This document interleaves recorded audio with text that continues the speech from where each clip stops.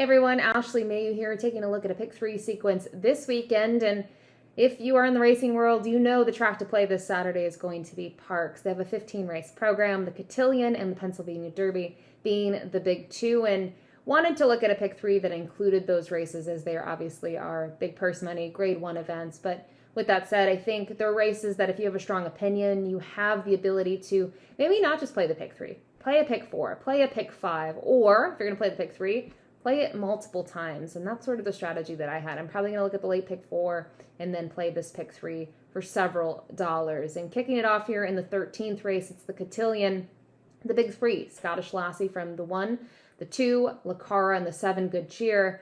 I feel like this is a race where you kind of just have to go with your gut and get a little bit skinnier, because they're all going to be fairly short prices, especially Scottish Lassie and Good Cheer. And for me, I'm going to go with Good Cheer.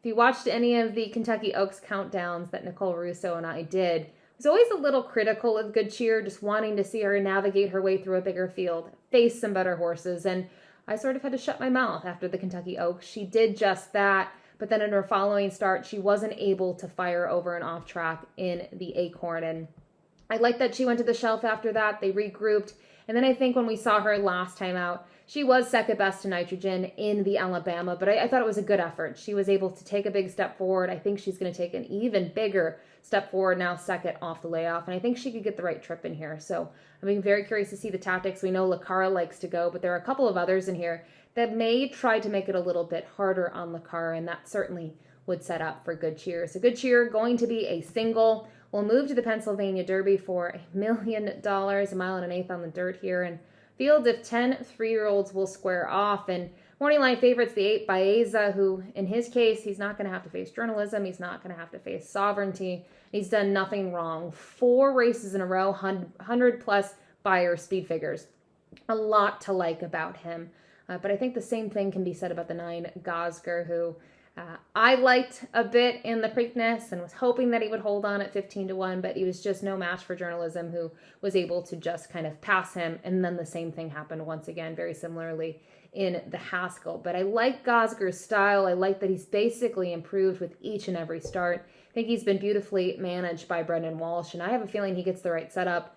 And the most recent drill really catches my eye. A horse that, I don't know, he's never been that quick of a workhorse in the mornings. To see 59-3 coming into this, I think that's very telling 8 days before the race. So once again, another single here for me. I'm going to single the number 9, Gosger. Now to round things out, it's a tough race. It's a field of 13 in the Parx Sprint. It's not a graded stakes race, but at $150,000, it's attracted some really nice runners. And I do think the 6.5 furlong distance on the main track is going to be key in terms of the strategy. I think the pace should be fairly quick early on, probably on the faster side of things. And that's going to be the case here with some of the horses that I use, especially my long shot in here, the number 8, Caramel Chip. He is the true closer in the field. David Aragona and I did a full race preview here for the Parx Sprint, and that's basically what we said. He can close from off of it. The quicker they go early, the better it sets up for him. I do think last time out, he was simply second best behind Bucarino, which is maybe a little alarming or makes you a little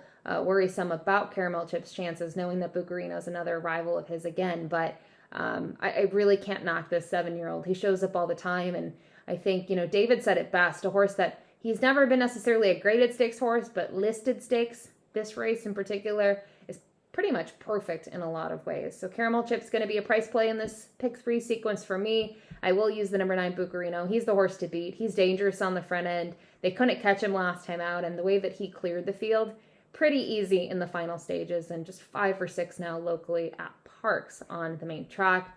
Then finally, the number 11, Damon's Mound.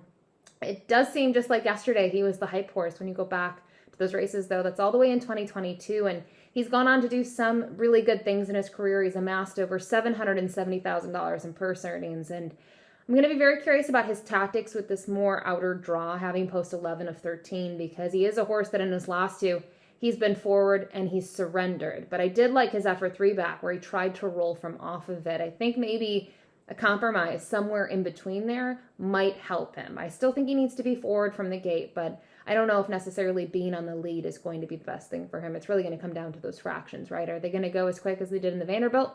Probably not, but you never know how it'll shape out here, as several horses do exhibit early foot. So you can see me in terms of my ticket, I'm going to get pretty light here in those first two legs. In the Catillion Pennsylvania Derby, I'm sticking to my guns. I'm going with my gut. I will single Good Cheer and Gosger, and then I spread in here using the 8, 9, and the 11, and obviously the 8 Caramel Chip would be the best outcome.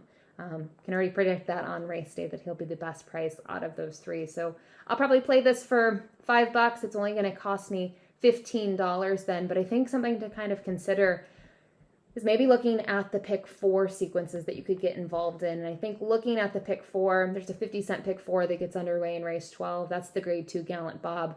Very interesting race where maybe the two big names are Barnes and Neo Equus, but others in there, Retribution, Madhouse, they have good effort. So if you want to look outside of the pick 3, there's the pick 4, and there's obviously also a pick 5. It's the 50-cent Philly Big 5 that'll get underway with the Parx Dirt Mile. Curious to see your thoughts. Do you think it's Good Cheer? Do you think it's Scottish Lassie? How do you feel about the Pennsylvania Derby? Do you look to Baeza or Gosger, or do you look for a long shot to sort of blossom in the PA Derby? Drop it in the comments, and as always, good luck.